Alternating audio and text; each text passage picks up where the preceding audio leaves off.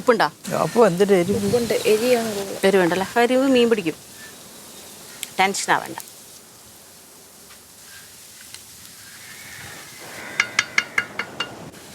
ഞാൻ വിചാരിച്ചേ കാശ്മീരി ചില്ലിയാണെന്ന് വെച്ചു.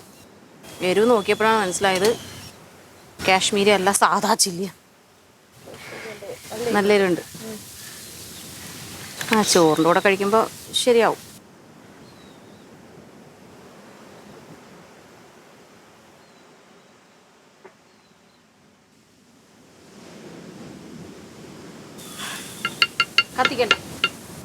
കത്തിക്കണ്ട ചെറുതീരുന്ന് വേവട്ടെ.